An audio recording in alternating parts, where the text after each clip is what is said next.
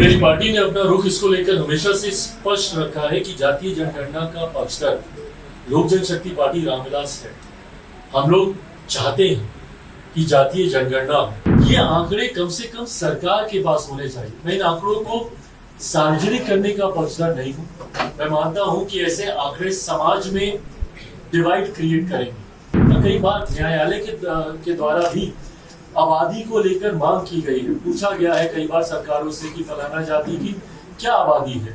मेरी पार्टी ने अपना रुख इसको लेकर हमेशा से स्पष्ट रखा है कि जातीय जनगणना का पक्षधर लोक जनशक्ति पार्टी रामविलास है।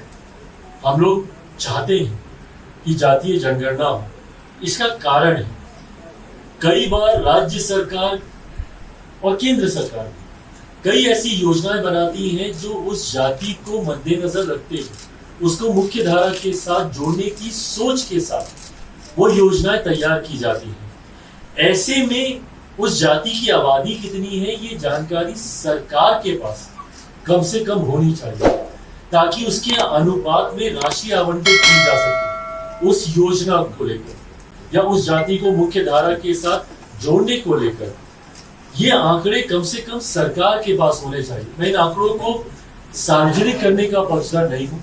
मैं मानता हूँ कि ऐसे आंकड़े समाज में डिवाइड क्रिएट करेंगे। ऐसे में मैं चाहता जरूर हूँ, कई बार न्यायालय के द्वारा भी आबादी को लेकर मांग की गई है। पूछा गया है कई बार सरकारों से कि फलाना जाति की क्या आबादी है।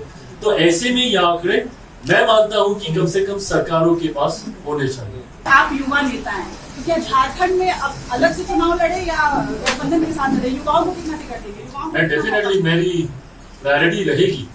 मैं एक अपना एमवाई समीकरण है मेरा, जहाँ पे महिला है और युवा है। मैं जातीयता और सांप्रदायिकता से हटकर युवाओं की जमात और महिलाओं की जमात की मैं सोच रखता हूँ और मैं चाहता हूँ। लिमिटेड सीटों पर मैं लोकसभा का चुनाव लड़ रहा था, बट फिर भी मैंने सुनिश्चित किया कि नारी शक्ति अधिनियम कम से कम मेरी पार्टी में लागू हो। 5 में से 2 सीटों पर मेरी महिला सांसद है। Shambhavi one of the youngest member parliament.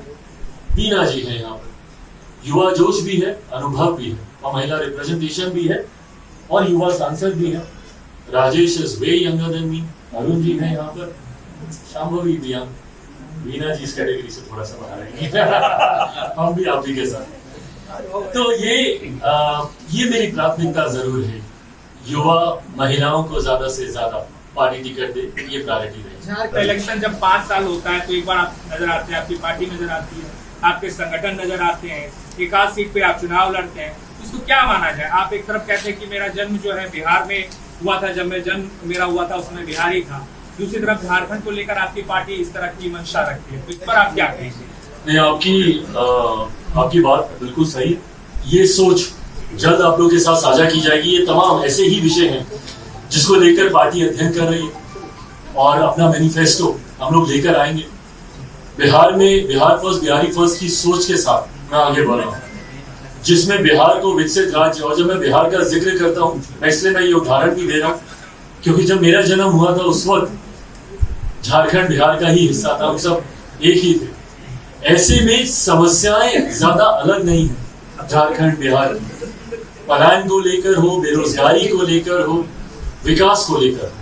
तो ऐसे में पार्टी इन तमाम विषयों पर अध्ययन कर रही है और ये तमाम चीजें एक कॉन्क्रीट रूप में जल्द आप लोग के समक्ष आएंगी।